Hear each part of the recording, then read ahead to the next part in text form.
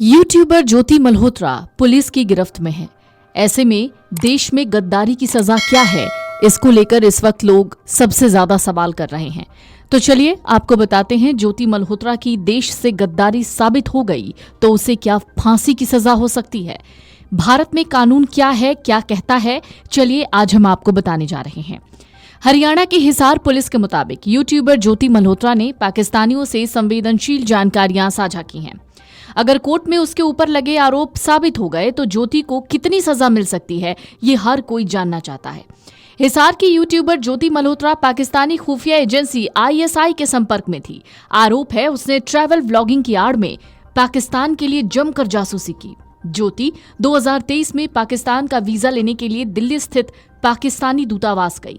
वहां दूतावास के एक कर्मी एहसान उर रहीम उर्फ दानिश से उसकी मुलाकात हुई। दोनों एक दूसरे के संपर्क में रहने लगे। फिर दानिश ने ज्योति को न केवल पाकिस्तान भेजा बल्कि वहां उसे ISI एजेंट से भी मिलवाया। फिर दानिश और ज्योति की दोस्ती का सिलसिला बढ़ता रहा। दोनों साथ में इंडोनेशिया गए। ज्योति किस हद तक ISI के कब्जे में आ चुकी थी, इसका प्रमाण उसके सोशल मीडिया पोस्ट और वीडियोस बताते हैं। ज्योति हर वक्त इसी कोशिश में रहती कि वो कैसे पाकिस्तान की अच्छी से अच्छी छवि बनाए और देश की कमियां गिना गिना कर भारतीयों के मन में कुंठा और आक्रोश भर दे। जिन लोगों ने उसकी हरकतों पर गौर किया वो सुरक्षा एजेंसियों को बताने लगे कि ज्योति पर नजर रखने की जरूरत है। इनमें एक कपिल जैन है, जिनका 1 साल पहले का एक पोस्ट X पर वायरल हो रहा है। कपिल जैन ने 10 मई 2014 को ज्योति के YouTube प्रोफाइल के स्क्रीनशॉट के साथ एक पोस्ट लिखी थी। इसमें उन्होंने आतंकवाद जैसे गंभीर मामलों की जांच करने वाली राष्ट्रीय जांच एजेंसी NIA को टैग कर कहा, कृपया इस महिला पर करीब से नजर रखिए। ये पहले पाकिस्तानी दूतावास गई, वहां के कार्यक्रम में हिस्सा लिया, फिर वो 10 दिन पाकिस्तान जाकर रही, अब वो कश्मीर जा रही है। संभव है इन सब के पीछे कोई लिंक हो।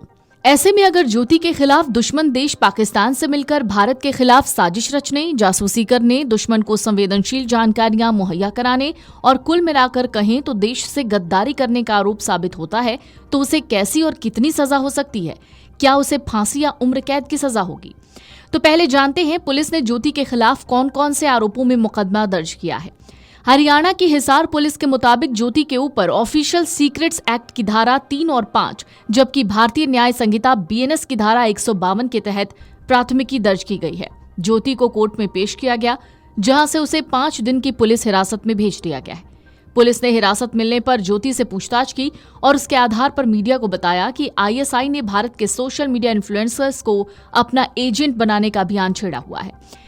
पुलिस के मुताबिक ISI पूरे दमखम से ज्योति मल्होत्रा को भारत में अपना एक मजबूत एसेट के रूप में निखारने में जुटी हुई थी। अब ज्योति के लैपटॉप, फोन, बैंक के दस्तावेज और पासपोर्ट पुलिस के पास हैं। पुलिस उसकी जांच कर रही है ताकि ज्यादा से ज्यादा सबूत कोर्ट में पेश किए जा सकें। पुलिस ने अपनी जांच में सामने आई बातों को कोर्ट में भी साबित कर दिया तो ज्योति को विभिन्न धाराओं के तहत कड़ी से कड़ी सजा हो सकती है। आइए जानते हैं किस कानून की किस धारा के तहत कितनी सजा का प्रावधान है। पहले बात करते हैं ऑफिशियल सीक्रेट्स एक्ट की। पुलिस ने इस एक्ट की 2 धाराओं के तहत मुकदमा दर्ज किया है, इसलिए दोनों धाराओं के प्रावधानों पर गौर करते हैं। ऑफिशियल सीक्रेट्स एक्ट की धारा 3 के तहत ज्योति को 14 साल, जबकि धारा 5 के तहत 3 साल की सजा हो सकती है। धारा 5 के तहत दोषी पाए जाने पर 3 साल की सजा या जुर्माना या दोनों का प्रावधान है। अब अगर भारतीय न्याय संहिता यानी BNS की धारा 152 के तहत दोषी पाए गए व्यक्ति या व्यक्तियों के लिए सजा के प्रावधानों पर गौर करें तो इसमें कहा गया है कि इस धारा में वर्णित अपराधों के लिए दोषी को उम्र कैद तक की सजा हो सकती है। इस धारा में कम से कम 7 साल और अधिकतम उम्र कैद की सजा का प्रावधान है। साथ ही अदालत दोषी पर जुर्माना भी लगा सकती है। पाकिस्तान के लिए जासूसी करने के आरोप में हिसार की रहने वाली यूट्यूबर का नाम सामने आया है। हरियाणा में स्थित हिसार निवासी ज्योति मल्होत्रा की उम्र सिर्फ 33 साल है और 33 साल में बड़ा बनने का उसका जो सपना था उसने उसे पुलिस की गिरफ्त में पहुंचा दिया। ज्योति मल्होत्रा को जिस आधिकारिक गोपनीयता अधिनियम यानी ऑफिशियल सीक्रेट्स एक्ट 1923 के तहत गिरफ्तार किया गया है वो काफी पुराना कानून है। इस कानून का इतिहास अंग्रेजों के शासनकाल से शुरू होता है। पहले इसी अधिनियम को the Indian official secrets act 1889 के नाम से न जाना जाता था। उस वक्त इसका इस्तेमाल भारतीय क्रांतिकारियों के हक में बोलने वाले अखबारों पर किया जाता था। उस दौर में जो भी अखबार अंग्रेजी शासन के खिलाफ बोलते थे उनके खिलाफ इसी कानून के तहत कार्रवाई की जाती थी। इसके जरिए उनका मुंह बंद करवा दिया जाता था। समय के साथ इसी कानून में बदलाव हुए और आधिकारिक गोपनीयता अधिनियम 1904 अस्तित्व में आया। आगे कुछ और सालों बाद साल 1923 में इस कानून में कुछ और बदलाव हुए। आधिकारिक गोपनीयता अधिनियम 1904 को नोटिफाई किया गया।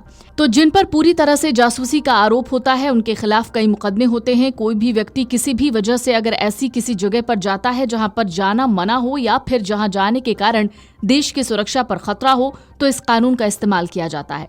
इसके साथ ही अगर कोई व्यक्ति ऐसा कोई स्केच या मॉडल तैयार करता है जो दुश्मन को किसी भी तरह का फायदा पहुंचाए, किसी सीक्रेट कोड या पासवर्ड को किसी दूसरे के साथ साझा किया जाए, तो भी धारा 3 के तहत ही मामला दर्ज किया जाता है।